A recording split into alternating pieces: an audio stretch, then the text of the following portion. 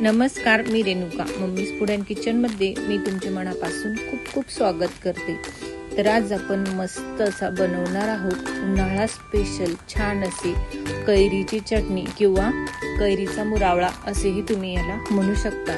तर उन्हाळा लागल्यानंतर छान अशा मस्त कैऱ्या आपल्याला मिळायला लागतात आणि जेवणासोबत काहीतरी मस्त असे खट्ट मिठ चटपटीत खावीसे वाटते।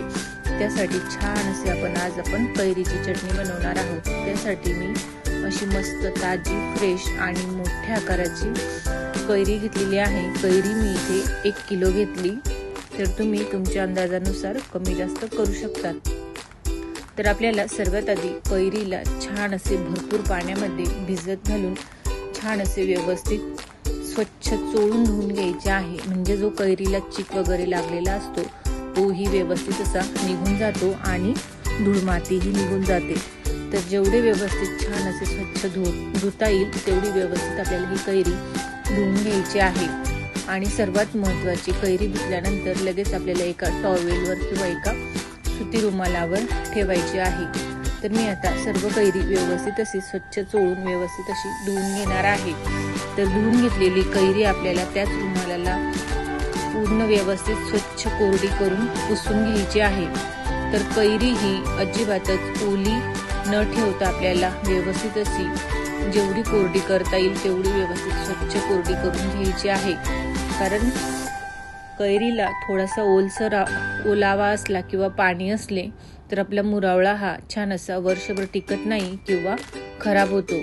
तर छान अशी कोरडी कैरी मस्त अशी स्वच्छ पुसून वाळून झालेली आहे। तर आता आपण मस्त असे ग्रेटरच्या मदतीने कैरीचे आपल्याला वरचे साल काढून घ्यायचे आहे। तर निघेल तेवढे वरचे जे हिरव्या रंगाचे साल असते ते आपल्याला व्यवस्थित असे काढून घ्यायचे आहे। म्हणजे मुरावळा आपला तुरट लागत नाही आणि छान असा चवीलाही अप्रतिम लागतो। तर मी इथे आता 4ही कैरींचे वरचे साल व्यवस्थित असे काढून घेतलेले आहे। तर आपल्याला आता थोडे हे किसणीचा जो आपल्याला जो मोठा भाग असतो जाडसर किस पडतो त्या साईडने मी ही कैरी किसून घेणार आहे। जर तुम्हाला बारीक किस आवडत असेल तर तुम्ही बारीक साईडनेही करू शकतात।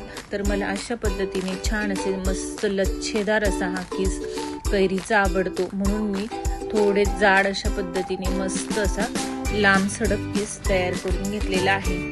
तर आता मी दाबून आणि लांब सडक कैरी अशी फिरवत व्यवस्थित आता सर्व कैरी इथे व्यवस्थित स्वच्छ धुवून पुसून वरचे साल काढून आणि मस्त अशी किसून घेतलेली आहे।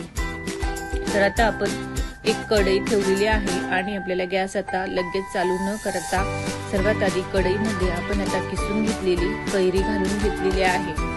तर गॅस आता आपल्या या प्रोसिजरला बंदच आहे। तर आता मी इथे 1 किलो कैरीसाठी 200 ग्रॅम साखर घेतलेली आहे आणि 300 ग्रॅम गूळ घेतलेला आहे। तर इथे दोन्ही मिळून आपले 500 ग्रॅम झालेले आहे। म्हणजे आपल्याला 1 किलो कैरीसाठी अर्धा किलो गूळ आणि साखर घालायचं आहे। जर तुम्हाला फक्त गूळ घालायचा असेल तर तुम्ही फक्त गूळही अर्धा किलो घालू शकतात किंवा नुसती साखरही तुम्ही यामध्ये अर्धा किलो घालू शकतात। पण मला छान असा गुळाचा हा मुरवळा आवडतो आणि साखर त्या मुरवळ्याचा मस्त असा रंग छान असा तसाच राहतो, म्हणून मी थोड्या प्रमाणामध्ये साखरही घालते। तर दोन्ही यामध्ये मी घातलेले आहे।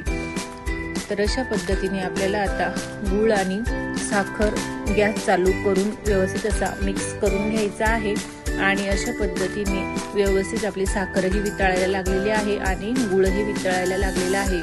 गूळ मी अतिशय असा जाड भरडसर असा फोडून घेतलेला आहे, पण तो व्यवस्थित आपला वितळला जातो। तर बघू शकतात या स्टेजमध्ये अतिशय असा गूळ आणि साखर वितळून व्यवस्थित असे झालेले आहे आणि मस्त असा पातळ झालेला आहे। तर अशा पद्धतीने आपण आता मध्यम आचेवरती 15 मिनिटभर शिजवून घेतले। तर यामध्ये मी चवीनुसार मीठ अर्धा चमचा, काळे मीठ अर्धा चमचा, जिरे पूड अर्धा चमचा, काश्मीरी मिरची पावडर अर्धा चमचा, काळी मिरपूड आणि अर्धा चमचा बडीशोप घातलेली आहे।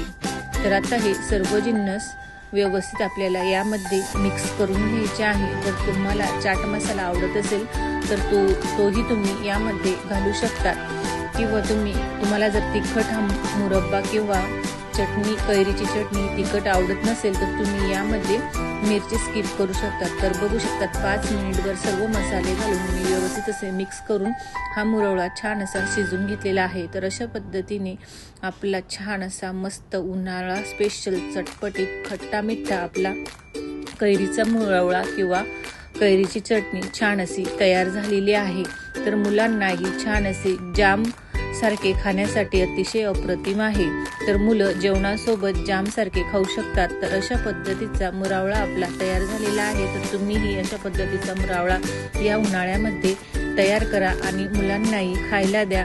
तर अशा छान छान नवनवीन रेसिपीज बघण्यासाठी मम्मीज फूड अँड किचनला सबस्क्राईब करा, लाईक करा, शेअर करा, शेजारचे बेल आयकॉनचे बटनही दाबा। खात रहा, मस्त रहा। धन्यवाद।